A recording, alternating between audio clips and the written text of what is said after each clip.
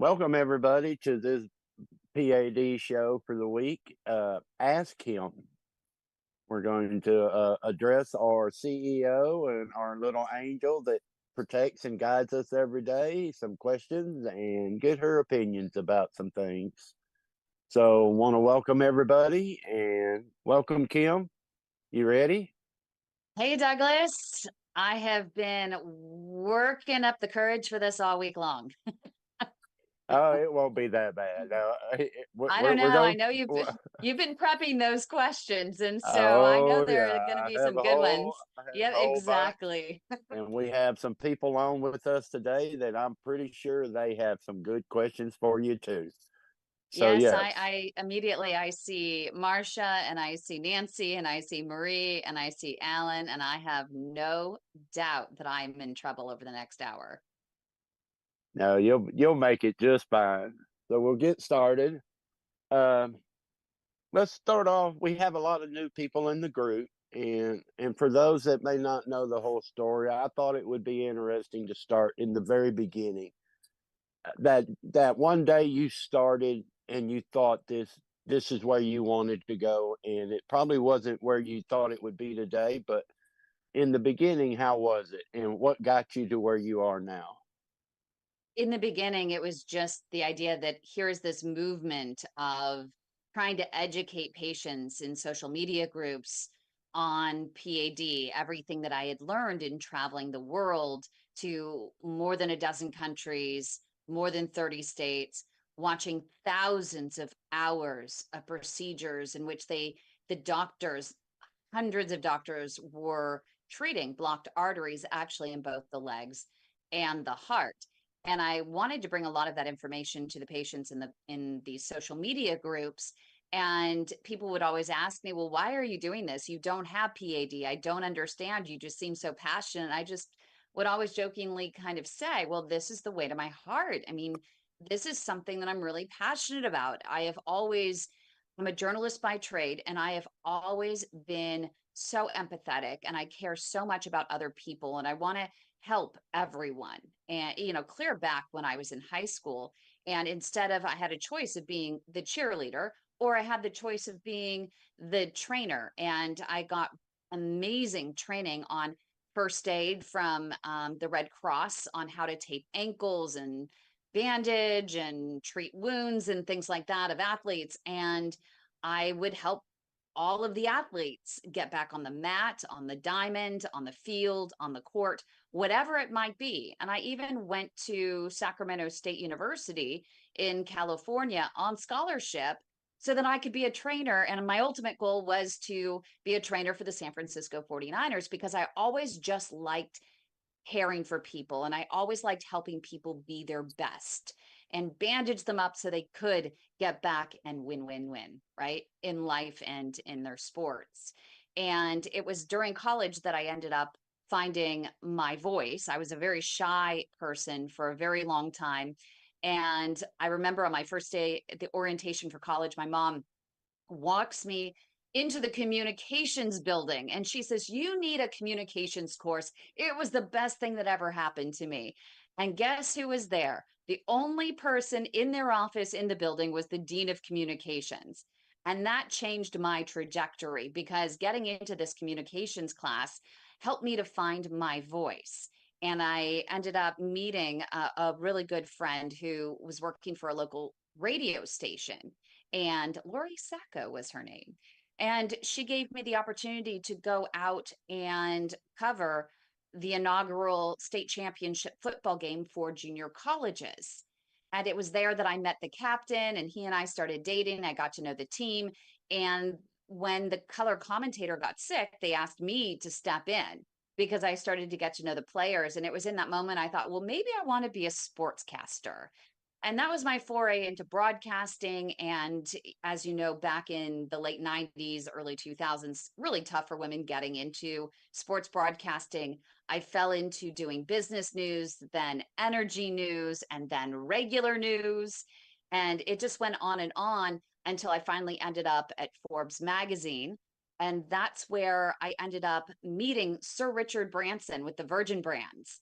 And it was that meeting that he and I, created a connection. And when I left Forbes magazine, I wanted to become an entrepreneur. And his team came to me and said, "Hey, I know you're doing something on the side, but would you mind helping us out? We're trying to start this startup competition for entrepreneurs in technology. And we need some help with media and things like that." I worked my way into becoming the founding executive director of Sir Richard Branson's Extreme Tech Challenge, helped grow it into the world's largest startup competition of its time. And over the course of 3 years in working with this competition, I ended up discovering that innovation in healthcare in particular was moving at the speed of light. And there were all these amazing companies that were starting out with so many game-changing technologies that none of the regular people, none of us, were hearing about, because the media only wanted companies that were already making a big splash or had the best PR departments that had the most money to get the word out there. And I thought, well, that's not fair. I want to democratize access to this information and give these entrepreneurs a platform to get out there and inform the public of even something that may be 10 years out, but to give people hope if they have some sort of chronic ailment that there's no solution right now, to give them hope that there might be even something 10 years down the road, just warmed my heart and really drove me. And I ended up launching a radio show in the San Francisco Bay Area called Kim McNicholas on Innovation, with a sponsor. It was actually called New Focus on Innovation at first, and then rolled into Kim McNicholas on Innovation. And now, what is it called? The Heart of Innovation. And it was during that time when I first started, I interviewed a couple of doctors and I said, "So what's really on your mind? What do you think is going to be the biggest game changer, over the next 5, 10 years?" And they said, "Actually, we know of this new laser that can just get through what are called CTOs, chronic total occlusions, 100% blockages in the heart. We really think that it's going to be the biggest game changer and save so many lives. But the first entry into the FDA process to get there is the legs. I joke it's the first leg of the journey for many of these devices that are used to, let's say, roto-root the coronary arteries. A lot of them start out in the legs. It's a path of least resistance for these companies, and it's a lot safer for patients, as these companies are testing out these devices to see if they actually work. And it turns out that I knew the CEO. I was the secretary for this CEO when he had another company, another laser company back in the 90s when I was in college. I just needed a summer job. He was the guy that would come into the restaurant that I worked at, as well as his wife, his now wife, worked at. And he would come in and draw lasers on the bar napkins. And so I got to know him. I got to know his wife, and I needed a job for the summer. And he said, "Hey, why don't you just work for me that summer?" So it's so funny. Fast forward, turns out that he is the CEO and actually creator of this potential game-changing laser. And I asked him, I said, "Do you mind if I just follow this laser through FDA clearance, through global commercialization from the legs clear through the heart?" And he said, "Great, yeah, let's go. Let's go on this journey." Because one of the things that when I did get into broadcasting, I always wanted to do was create a documentary that reflected issues that would affect the community, that would have an impact. And I thought, for all of you that are out there suffering from these, vascular and cardiovascular ailments, I could actually show you step by step how these game-changing devices come to market.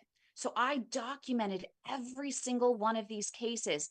And you always wonder, well, how did you learn so much? It's one thing to be standing in the background, just filming, just taking notes, but it's another thing to really be able to talk the talk and have those conversations with the doctors on their level and truly advocate for each and every one of you. And it was because the doctors treated me and my camera as if they were performing a live case. Now, what I mean by a live case, if you haven't watched some of our other videos where we talk about continuing medical education for these patients, A live case is where a doctor has all the cameras that are filming them performing a procedure, in this case, trying to treat blocked arteries, whether it's through the minimally invasive means or invasive means. And they're speaking to a panel of their peers that are questioning every move that they make along the way, which can be a little daunting for them, right? But also at the same time, teaching an entire audience, whether it's in person at a conference or virtually. And they were just talking into my camera, teaching me every single move that they were making.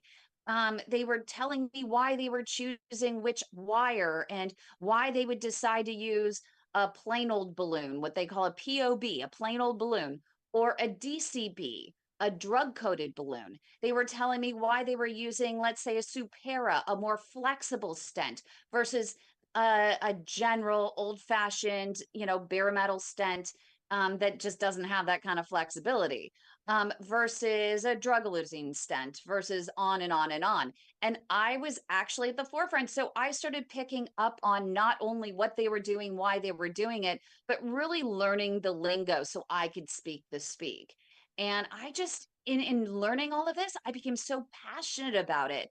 And in seeing the impact that I was having inside the groups, just passively and putting a little note here or there, um, that I just got immersed in it. And Michelle Villarreal, who, if you know her in our big peripheral artery disease group, she came to me one day and she says, I just love what you're doing. I appreciate all your support. And she asked me to be co-admin. And to this day, I think that she was literally one of the main reasons, and we should all thank her for literally giving me that moment to say, there's an opportunity here to have a bigger impact. And I think that she really gave it to me. But when you're talking about the catalyst, Douglas, of what really sparked the formal formation of the Way to My Heart, I would have to say there were three defining moments that went beyond even just that moment where Michelle actually asked me to be a partner in this group alongside her. It was, one, there was a situation at a university hospital in California that I heard about where a patient was getting this laser, and they thought this person was the perfect person for this laser. And when they pumped in the contrast fluid, I was told that it was the same presentation of disease, a 100% blockage in the common femoral artery. And if you were on with the What's Up Doc recently, and it's on our YouTube page with Juan Carlos Correa, where he talks about these 100% blockages in the common femoral artery in the crease. It's the bendy spot between your legs and your abdomen. It's not a place that you want to put a stent because it's too bendy. It's just going to end up, the struts are going to break and fray, and it's just going to get clogged up right away. So they just don't do that. So a lot of times, if there's a big blockage there, what they'll do is they'll do what's called an endarterectomy, where they put a slit into your skin and they go in and dig out the plaque, right? But this laser was, could be a game changer for it, where this laser didn't require that a wire actually be able to penetrate through that blockage for this laser to actually be able to navigate the vessel. Wires are used to help these other devices. A lot of the devices like balloons and stents and roto-rooting devices and even lasers, all of them have to slip over a wire to be able to better navigate the vessels and more safely navigate the vessel. And if the wire can't get through a blockage, then they say nothing can be done. Maybe they can go puncture into the wall of the artery and go through the wall of the artery and go around, but a lot of times that's not the most durable solution. So they just say, let's put you to bypass, or let's put you to amputation or something like that. But with this laser was able to get through these 100% blockages without needing a wire. I had just watched this laser work in a similar presentation of disease about an hour and a half away from that university hospital. So when this same presentation was happening at the university hospital, and the doctor said, nope, nothing can be done. We're sending this patient to amputation. It was like, oh my God, why? And the doctor said, standard teaching protocols dictate. Standard teaching protocols, like this is a thing. Standard teaching protocols dictate that if you can't place a stent in a particular artery, you don't treat it. And the entrepreneur, the laser maker, said to this doctor, but we just had it work. And another, look, that here's the case. It'll work. It'll go through. No, we can't do it. I'm sure it'll work, but we cannot do that at this hospital because of standard teaching protocols. We stent everything. And so this patient did not know the difference. This patient ended up with a full above knee amputation. Full above knee amputation. And an hour and a half away, a doctor would have opened up that artery. That to me was sad. Patients need to be educated. The patient needed to know that she shouldn't have signed that paper in the beginning that said, well, if you can't treat it, then go ahead and amputate, which a lot of patients, when they go in for a procedure in a hospital, don't know what they're signing. And if they don't sign that, the doctor's not going to amputate unless your life is on the line. And if your life is on the line, they don't need that paper. They don't need you to sign that paper to take your leg. And that's really important to know. So that was one. Number two was my dad ended up on the verge of a heart attack. And I had gone with him to urgent care. And he says to his primary care doctor, I think I'm having some heartburn here. When I end up having a little bromo seltzer, I burp and I feel a little bit better. She says, okay, well, I think that you just simply have indigestion and I'm giving you Prilosec. To which I replied, you know what? He's 78 years old. His mom and dad both had heart disease. I think that there is reason to believe that maybe he might have a coronary artery issue that might be mimicking this heartburn or might possibly be exacerbating a little bit of heartburn. And she said, no, I don't have any reason to believe that. And I said, well, I have a credit card here that says I will pay for an ECG. And she said, okay. Lo and behold, there was an abnormality. Fast forward, we got him to the cardiologist quickly. They put him on for a nuclear stress test with the contrast fluid being put in. And he ended up with, what they thought were blockages. And my dad called me because at that point I had gone for a one-day trip down to San Diego for business. And he says, guess what, Kim? Yeah, they found out that I have some blockages. I don't know where, I don't know how many, I don't know what the morphology of the plaque is, but they have a cancellation tomorrow. They're going to throw me on the table. And I said, but Dad, who is throwing you on the table? How many blockages, which arteries, what tools are they going to use? And he said, oh, I don't know. He said, let me have the cardiologist call you. The cardiologist ended up calling and he's like, Kim, I know what you're going to say, but it's great. This doctor's great. And I said, well, which doctor? Well, we don't really know. And, it's just whoever's on call that day, whoever's going to be available. And I said, no. I want to know who the doctor is. I want to talk to the doctor ahead of time. This isn't an emergency situation. We do have the time. We're not reliant upon an on-call doctor, so I have a choice.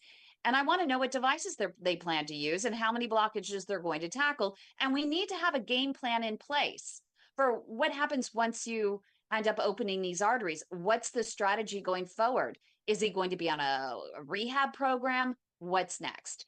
And he said, no, I mean, Kim, why go through all of this? We just know that needs to be done. You just need to trust us. I said, doctor, I want a CT scan performed. He says, Kim, really? The imaging's going to be bad. We're going to have to do an angiogram anyway, a diagnostic angiogram. Why delay what's inevitable? And I said, well, doctor, I said, I want a 256 slice CT scan. silence. And he said, oh, yeah. 3D modeling of the heart. Yeah, we just got one of those over at our hospital actually 6 months ago.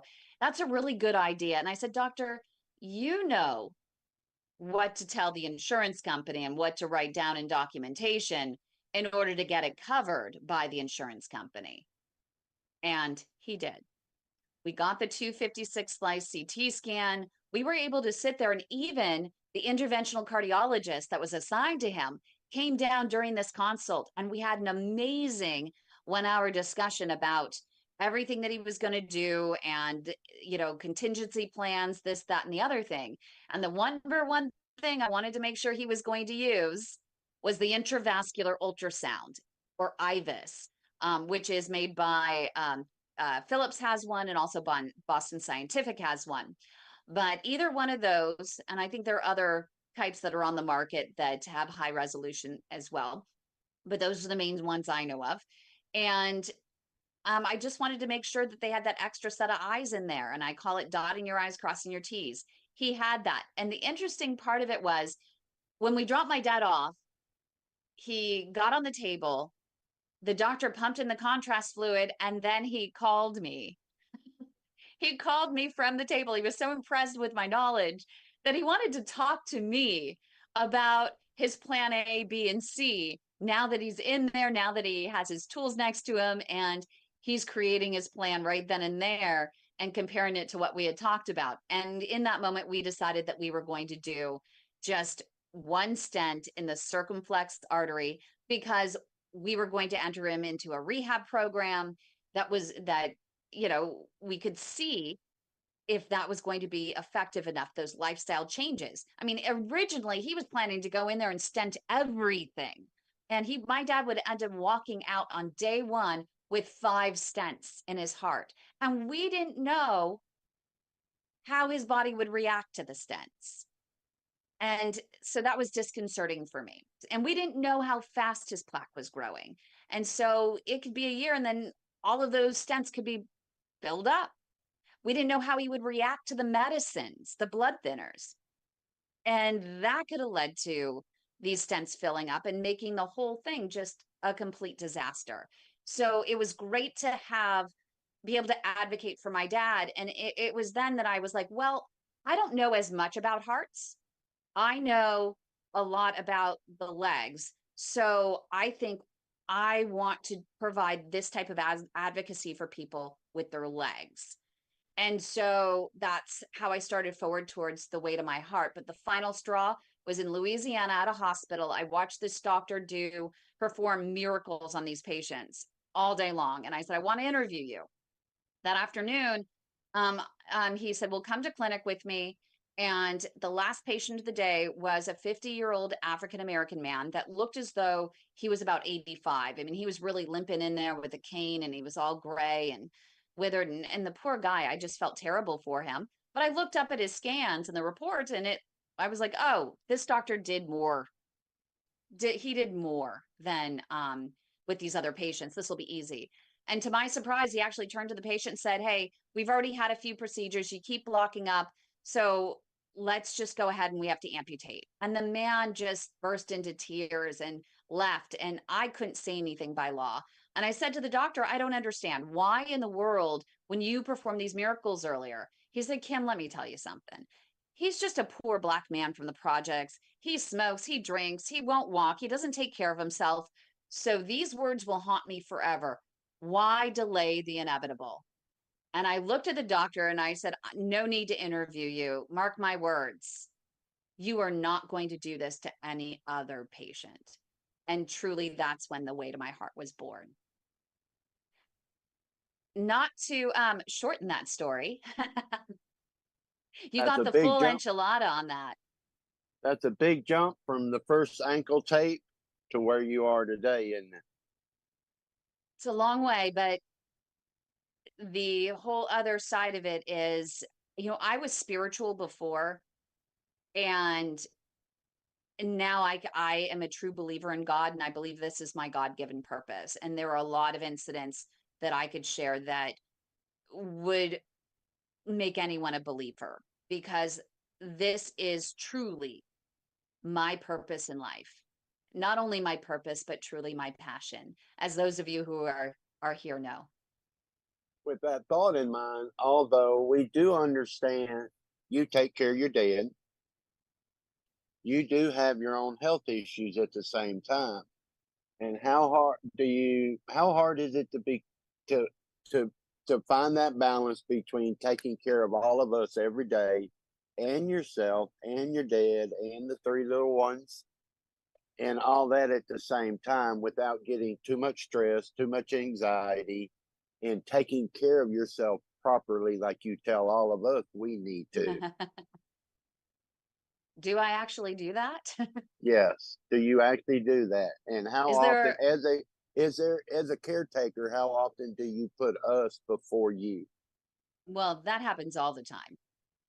That I believe, the Rotary slogan, service above self. And that being said, someone said to me a long time ago that you can't give 100% of yourself if you're not 100% whole yourself. So there needs to be that balance. And I think it comes down to just simply prioritizing. I am never going to prioritize myself over an emergency with a patient. I will always be there for those patients. And a lot of the doctors that we even work with, that we have relationships with around the world, not financial at all. We do not have financial relationships with doctors. But one of the doctors was even in the hospital himself in Louisiana, making the calls for one of our patients 2 floors below. And these are the types of people that we are connected to. It's people that truly are providing patient-centric care. Now, I But for know that, you, well, hang on, for you though, at the same time, a question would be like, when's the last time you took 10 hours just for yourself without the phone and you asked somebody to take care of the phone for you? When's the last time you and your dad went out and eat and you didn't bring your phone with you because you're worried about missing a call and you left that to somebody else for a moment? That hard to do as a CEO and because your name is on the list here. We're all part of it, but it's your name that's being put out there and you have to watch that, don't you? I think over the years, we're now coming on 5 Uh oh, we years. lost you. We lost your voice. Can you hear me now? No, Can you hear me now? I now we never can hear lost you you. at all, Kim. Okay. So um, I think that I've learned a lot over the course of the 5 years of the Way to My Heart. Now doing business as the Global PAD Association, we've evolved.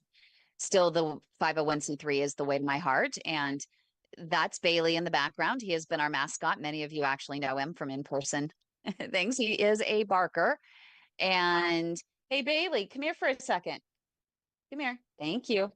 Well, he's going to continue to share in the conversation. He likes to be heard. Um, I think in the 5 years that I've been doing this, and we've all been doing this together, I think I've learned a lot and have grown a lot.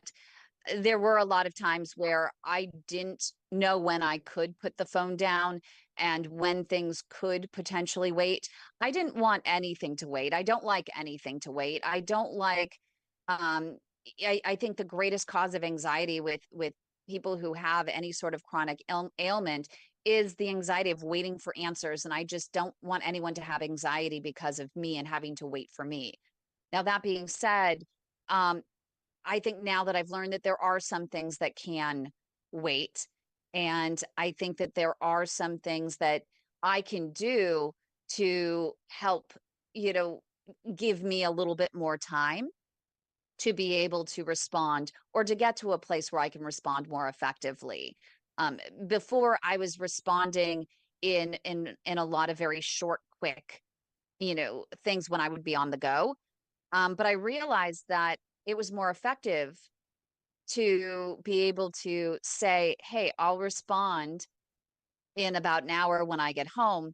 And I'm able to respond more effectively with fewer back and forths. And the people that I'm speaking with feel more as though I'm present with them in those moments. So yes, I've learned a lot along the way. I do put my phone down. There are situations where I can't. Um, there was a situation in Indiana where it was my parents' anniversary and they were upset with me, granted, but I had someone that was in the emergency room with a vascular specialist. Well, it wasn't even a vascular specialist, it was an emergency room doctor, not even a vascular surgeon, emergency room doctor that was trying to set this patient up for a very big procedure. And if I wasn't there in that moment, that patient would have ended up with an unnecessary procedure. But because I was there, I was able to, by phone, I was able to talk this hospitalist into calling a different doctor in for a second opinion. And this patient ended up with a minimally invasive procedure. And now, even today, 3 years later, the patient has not had any further problems and doesn't have a big cut down his leg because of that. You could say I did have to do a little talking to with my parents. Overall, they understood. But being on the phone, having to walk away from the table in the middle of dinner, I don't do as much of that anymore. There are rare circumstances where I do feel like I have to do that. And anyone who's with me, I do a better job, I think, today explaining the situation and politely excusing myself for a moment. So, and actually engaging them and involving them and empowering them in that situation to be a limb saver alongside me. And I think that helps a lot. All right, that's a good deal. So, with that thought in mind, a couple quick ones, short answers. What stresses you out today? The 85% of amputations that are performed without a proper vascular assessment, All and a right. What? doctor not even trying to save the leg, telling a patient, you simply have diabetes, nothing more can be done, we can't treat below the knee, it'll just end up with a revolving door of treatments, instead of giving the patient the best chance of keeping their leg.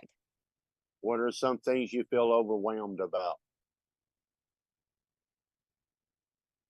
Overwhelmed. I think that we have a lot of different balls we're juggling. We try a little bit, sometimes too much, to be everything to everybody. But I get overwhelmed when I can't do something, when I feel like my hands are tied. There was a situation that was over in the UK, and I couldn't do anything about it for this patient, not because we didn't have a doctor. It's just because of protocols, government protocols that prevent doctors from performing certain limb saving procedures if a patient is marked palliative, and putting them on hospice and not including, let's say, going in and just opening up the arteries in the foot or below the knee just enough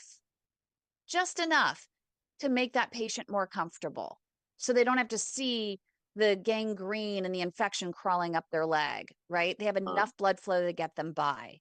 all So right. those types of situations, and they add up.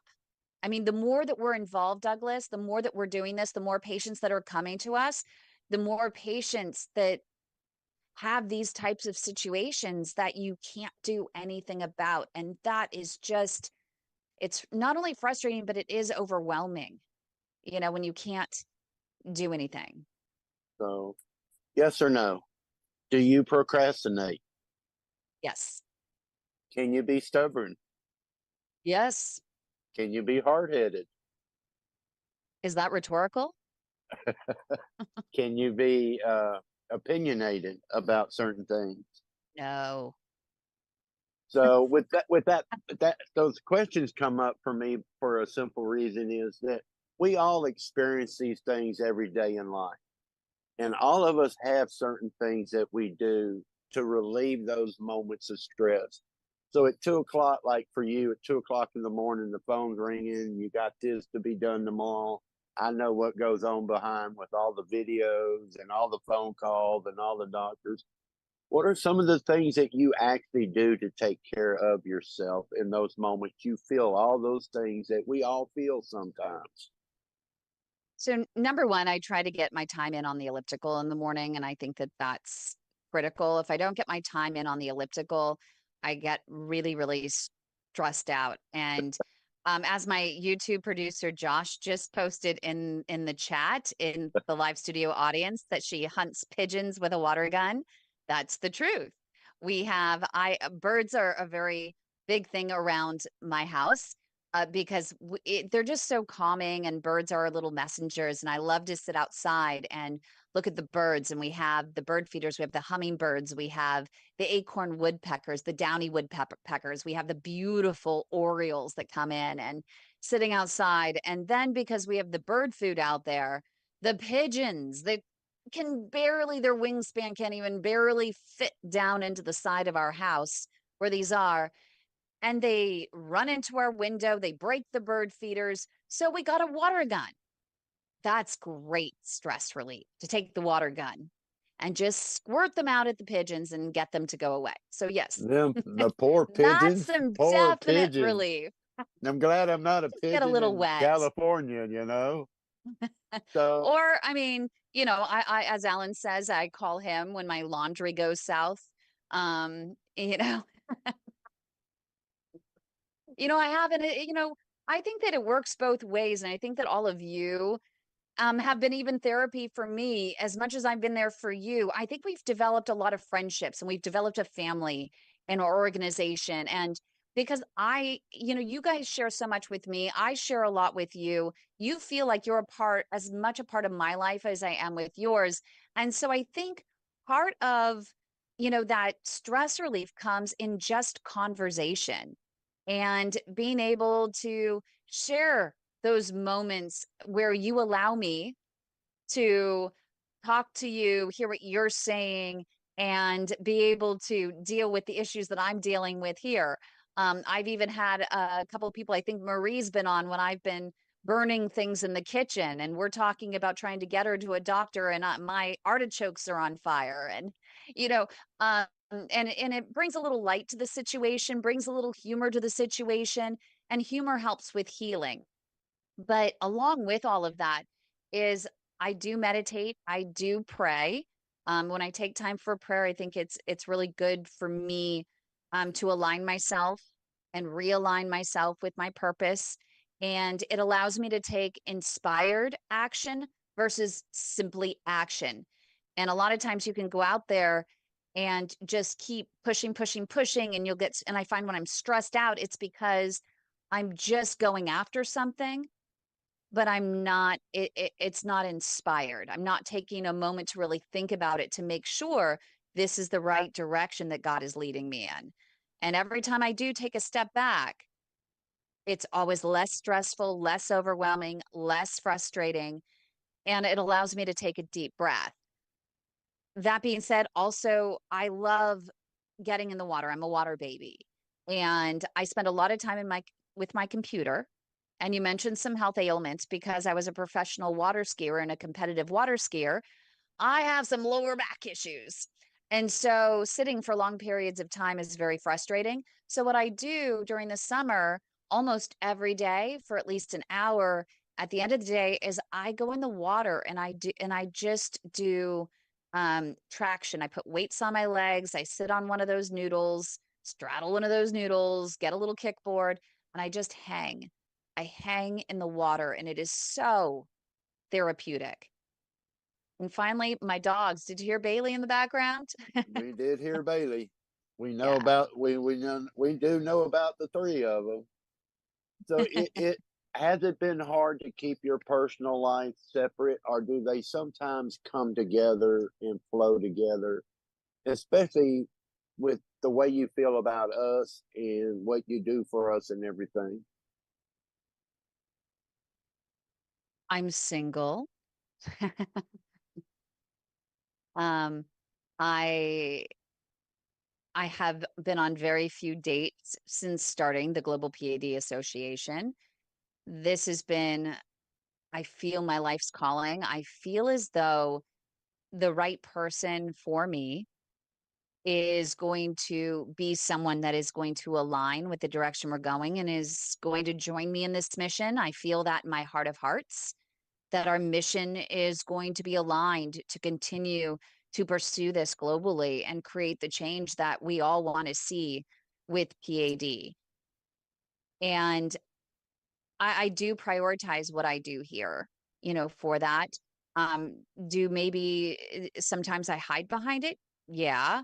And I don't go out with friends as much as I probably should. I don't go on as many dates as I'm asked to go on because I love so much of what I do. And I actually truly, I miss it.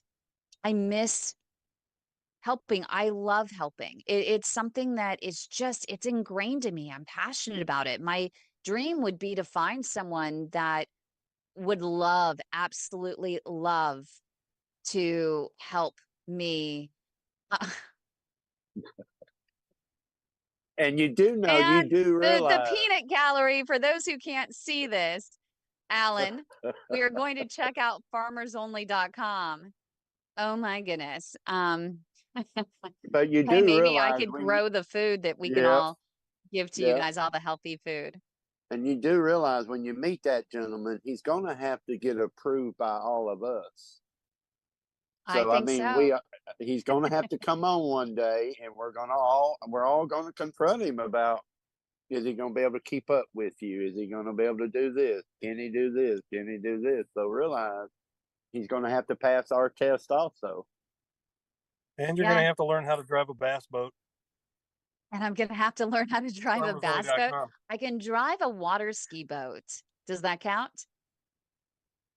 Yeah, it Or a does. It works. tractor, I've actually lawnmower. driven a tractor. I was in a tractor parade. So Keep them with coming. Let's go. I'm with those prepared. with those that are with us now, y'all have any questions? Marie, you have a question? How about you, Alan? I This is don't the only have, time I've seen Marie silent. I know I that's a new know. one, isn't it? Damn. Love you, Marie.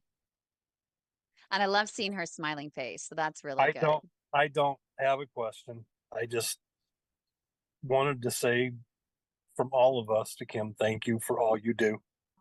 We know it's rough on you at times. I've seen you lose it. I've seen you cry. Yep. You get very involved with a lot of the care that you give to people. And I know that personally recently again. And you're a super special person to a lot of people and know that. And please don't get frustrated anymore when you try to help somebody and they just don't want the help. Remember, you get so hard on yourself. I Just can't do. do that. Yeah. You're a And that's terrific where person. Thank you. That's the part I love where, you. yes, and that's the part where if you're not fully invested in you, sometimes how are you going to be fully invested in us? That's And right. you have to absolutely remember to take care of you because you have some health issues going on too. So, and there's a lot involved with taking care of your dad and doing all that you do. So, for us to know that you're always going to be there, you have to be there for you too. We do. And it's been a learning and growth experience over the last 5 years. And everyone knows, and you were all there for me when my mom transitioned unexpectedly. It not only came as a shock to me, it came as a shock, I think, to all of you who got to know my mom as well throughout the journey because she would show up during the virtual seminars and she'd bring me in some tea or she'd bring me in a little mocktail or she'd she Visit watched me. what? She'd visit me. And she visits, thanks to Marie. I don't know what anyone's belief system is, but for us, my mom is still here with us, thanks to Marie helping me in growing in my spirituality, um, and letting go and allowing um, my mom's voice to be heard. It's been a very special bond, but to know that, I was brought into Marie's life, to help her with quite a few things, but little did she know the value that she was going to bring to me above and beyond just our friendship and the rewards of helping her. Just, she's been giving so much to me, um, you know, and I love you dearly for all of that. And you mean the world to me on so many levels. Ditto, Kim. There's nothing I could ever say or do to repay you for everything. Oh, And well, I you didn't have either. a question, but I did have a statement. As a lot of people don't know, Douglas may know, but there was a time when Dr. Saab could not get through my leg, and they got me into the Grand Rapids Hospital, and I called Kim frantic, just hysterical. And she's like, "What's going on?" I said, "The surgeon's in my room right now, came in, told me there's nothing they can do. They're taking my leg." And she's like, "What? No." She goes, "Give him the phone." And I gave him the phone. He left the room, came back. Kim called me back and she said, "Don't worry, they're going to fight. They're going to save that leg." And a lot of Yep. people don't know that, but that was almost 3 years ago that they tried to do it. And to this day, they're both still there. Yep. Sometimes they just need a little inspiration, but I always feel like in those moments that it has to be, me tapping into that infinite wisdom to know exactly what to say in that moment that's going to inspire that doctor to think outside the box, to fight alongside you instead of fighting you, fighting alongside you to keep your legs. And I think that that's my biggest message that I want to get across to doctors throughout my journey is that all patients really want is they want to know that you're fighting alongside them, right? That you're with them in this journey and you're going to fight just as hard and if not harder than even they do. And if they're not holding on to hope, you're going to hold on to hope for them. And I just hope that we can accomplish that. I see it little by little in situations like that. I only hope that one, we not only saved your leg, but also that it'll actually cause him to think twice in the future with other people's legs. We don't always see the impact that these little moments have, but I think that they do have a grander impact. And the big thing of it, think about it. We can think about it this way. I was listening. That's a fantastic. Is that pebble on the pond, Mhm. skipping across the pond, and how that pebble affects everything in the pond, and that's what you do every day. That's The what ripple each of effect. us do every day, especially with each other. The way we share with each other, the way we support each other, and all of that is that. And especially for you, Kim, you're that ripple in that pond, and all the doctors are out there on the edges, and your waves are reaching it. Look at where you started 5 years ago, and what you've been able to do today. Look at where you're going to be in a year from now, and where you're going with this. All of us together making a difference in this journey and venture we call PAD. I mean, just try to even imagine how many doctors have you saved in their phones now compared to when you started. Oh my Yes. God. How many My doctors speed are out dial there is answer their phone and go, "Uh oh, it's Kim. yes. What did I do wrong this time?" And I've had to have those moments, and a couple doctors, have not been as receptive. There's one in the UK that I've been texting and texting, and I think that he's a little upset with me for asking the tough questions. But I think that I think every doctor should invite these questions. Every doctor, medicine is a practice. We're all learning and growing together. And I think that that's really, really important. But for the most part, these doctors they're human beings. And I think that they're so receptive. And sometimes they just don't know what they don't know, And they're taught in medical school, they get into medicine because they want to help people, but once they get into medical school, it becomes if X then Y, and if Y then Z, and they're just, with all the documentation, having to bring in 30 to 40 patients, sometimes 50 patients a day. It's sometimes they just forget to really step back and realize that you're not just a number, that you're a human. And they're not doing it on purpose. They're not treating you in this cold way on purpose. It's just there's so much bureaucracy in healthcare today. And there's so much that's required of them to document, to check this box or that box or whatever it is.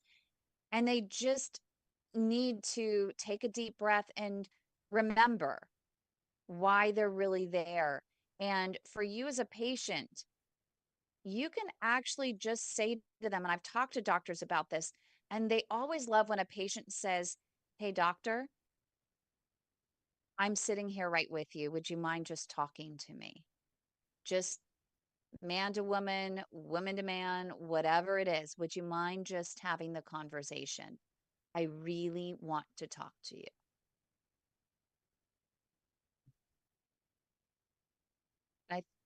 Oh, Douglas, you need to unmute. You have to remember that also for yourself, because I know there's times you get frustrated with it not going right and that, and how you want things done that need to be done, and it's one thing at a time, isn't it? And like you said, from where you were, where do you think this is going to be in a year from now? Can you imagine where you're headed with all your dreams and all of us on board standing with you, beside you, and helping hold you up and each other, where we're going to end up in a year from now, and how many people each of us will affect? One affects another, one affects another, one affects another one. That's that ripple in the pond, isn't it? I agree.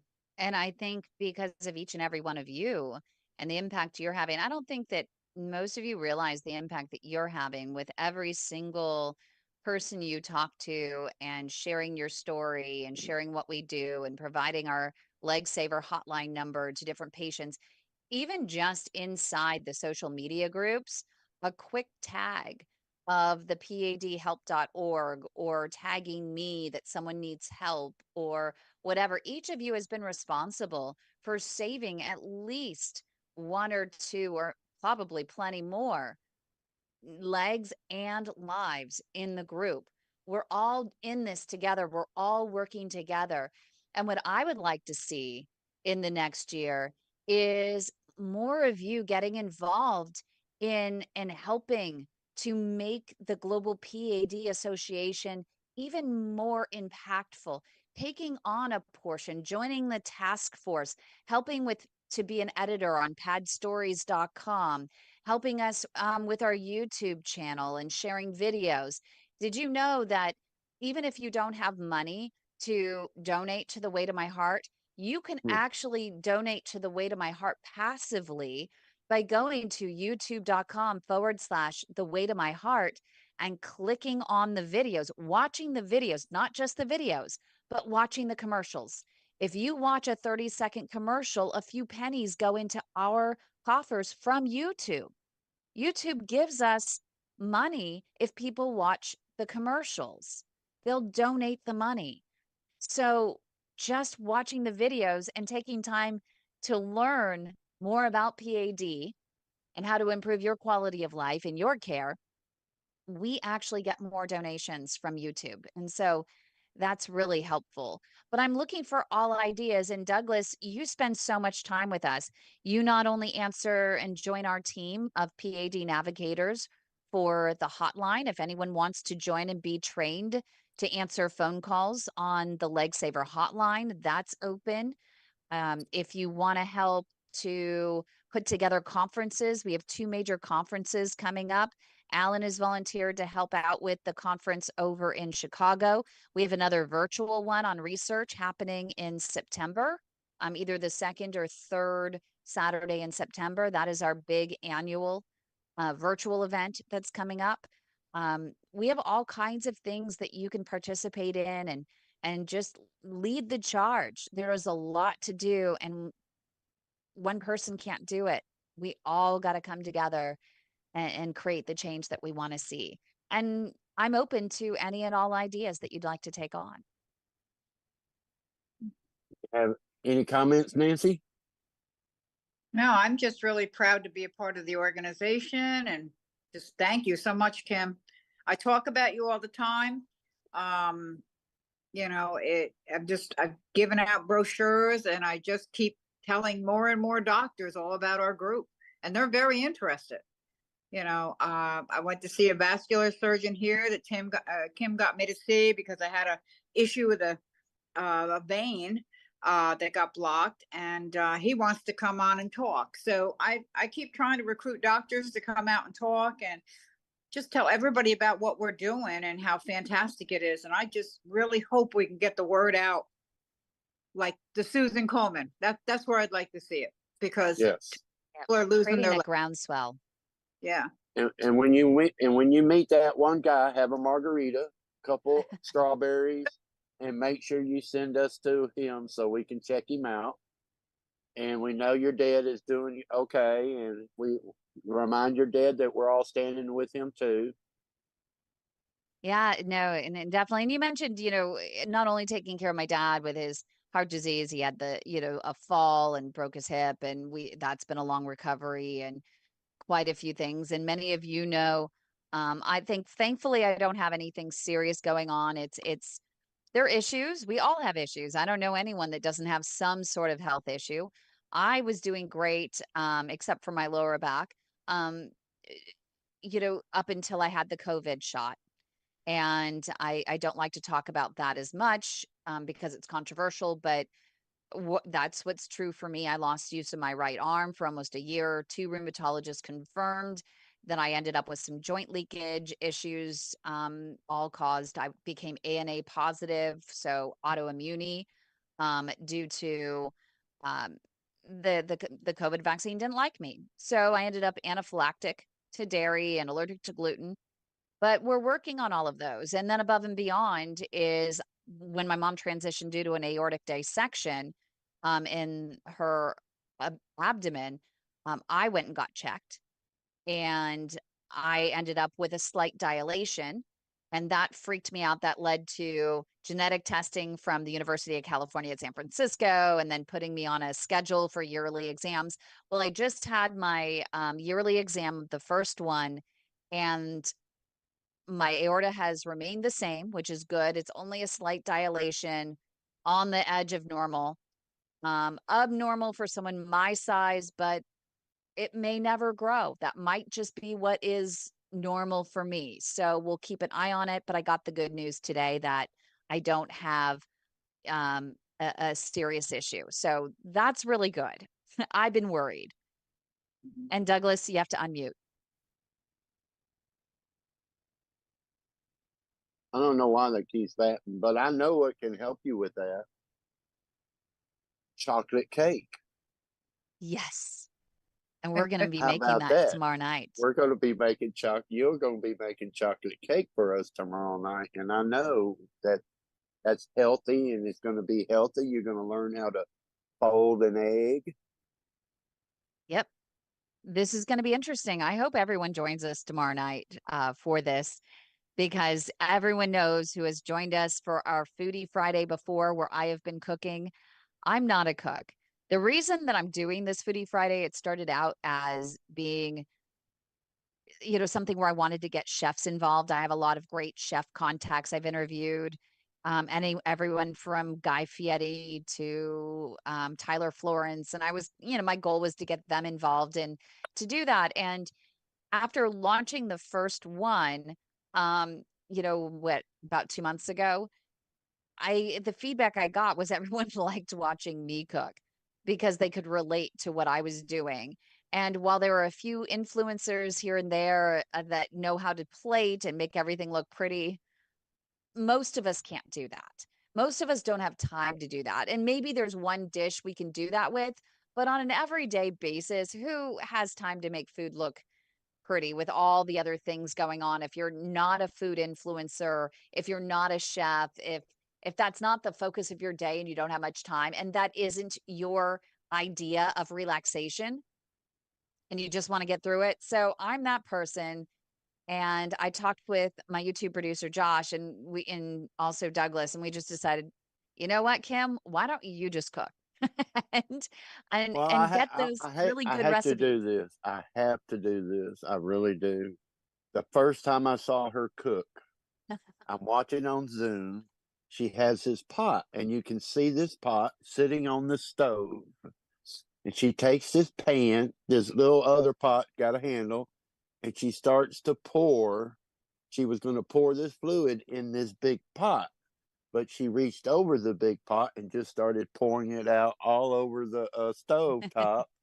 And I'm looking like, what is she doing? It's I tried to pouring play it all off. over the stove top. So that's where it kind of it is like, oh, that's something I definitely would do, probably for sure. So Yep. that's why we enjoy watching you cook so much, because it's us cooking together, isn't it? It really is. But my favorite was just a couple weeks ago, I think it was maybe 3 weeks ago, when I was making the halibut, and it was, with my cream sauce, my homemade cream sauce. And usually I'll use a already pre-made unsweetened cashew milk. But I had found from one of the influencers on Instagram a brand new idea that was so easy. You just take a couple walnuts and 2 cups of water, and you mix it in the blender, and it turns into cream. It gets, depending on how much water you put in, it gets really smooth, and it could be really creamy, or it could be more of a non-fat milk or skim milk texture. And I put the nuts and everything into the Cuisinart because that's what she used, but I didn't realize that her Cuisinart was much bigger than mine. So I ended up putting the walnuts into there and the water into the Cuisinart, and the water leaked all the way out. So when I went to turn it on, I'm like, well, where'd the water go? And this is all on live video on YouTube. I had no idea what happened. I was there a leak in the Cuisinart? What's happening?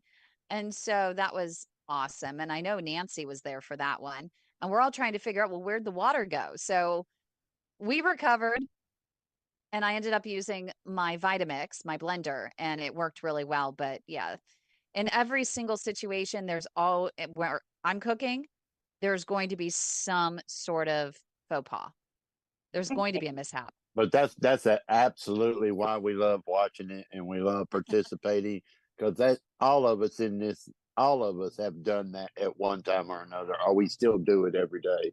So Yep. it's not like you're special. So we've Thought I come to the end was. of this. I was told I Well, was you are. normal today. Well, I was told I was normal, and I looked at the doctor and I said, "You don't know me very well, do you?" Well, he's like, "At least your tests are normal." I said, yeah, yes.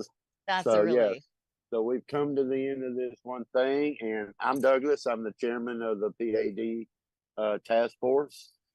And Kim, there's no way any of us could come down and say there's not really any words we can use. Thankful, grateful, blessed.